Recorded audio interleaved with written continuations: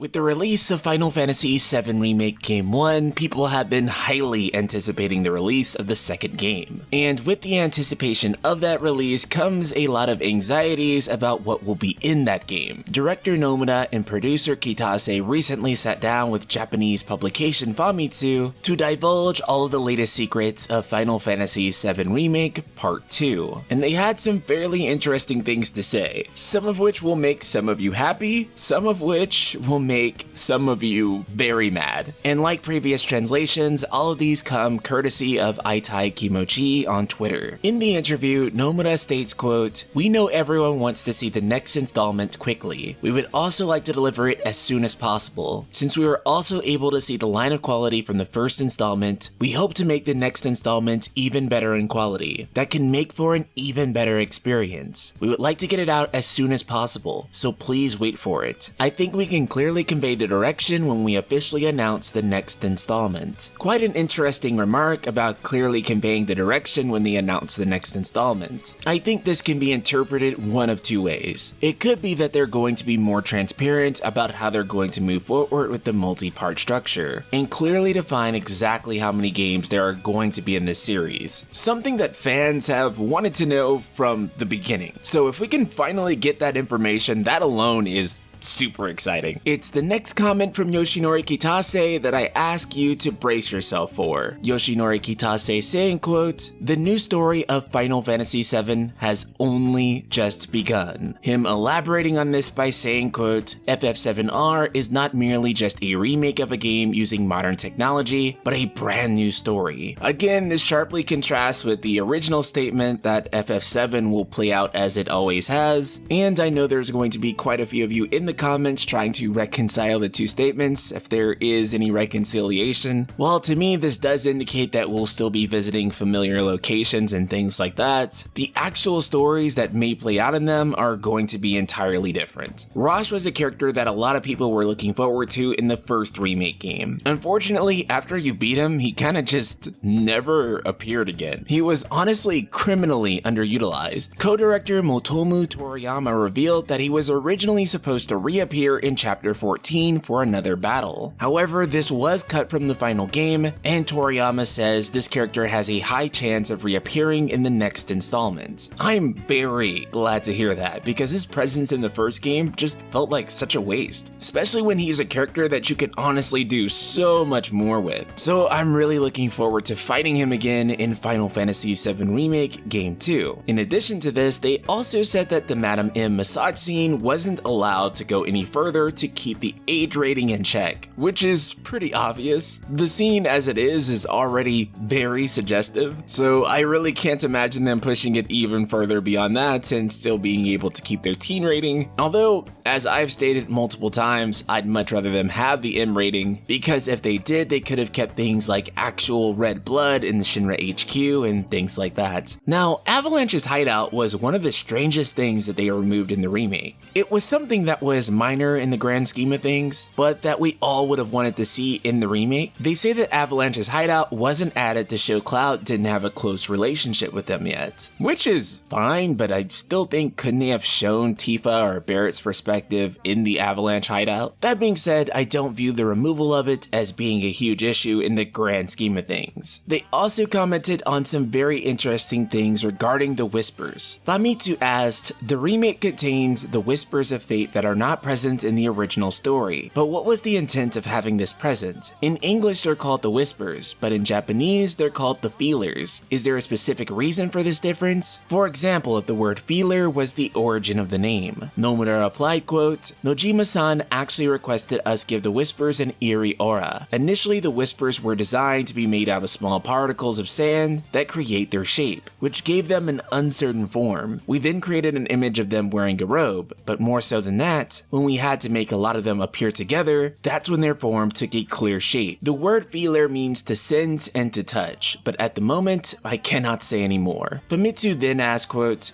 those who come in contact with Aerith can see the whispers, right? Also, was Aerith able to see them from the beginning? Nomura replying, people can see the whispers when they come into contact with Aerith. However, at the moment, I am unable to tell you when Aerith started seeing them. Whew boy, it's going to be a very, very interesting Final Fantasy VII Remake 2 that could honestly go in pretty much any direction at this point, which is going to excite some people and turn some people all the way off. But with that said, that's what creative risk-taking is all about. But with all of that out of the way, Ultima, I want to hear from you. Are you excited for the new story of Final Fantasy VII? Are you cautiously optimistic? Or is this something that turns you away from the remake going forward? Subscribe, click the bell icon, and let me know in the comments below. And if you value the content on this channel, be sure to check out the Patreon for the Night Sky Prince, where thanks to people like Ellen Fam, I'm able to keep all of these Final Fantasy, Square Enix, and other JRPG videos coming to you guys. So if that means a lot to you, be sure to check the link in the description below. Shout out to Ellen and the rest of the Ultima community.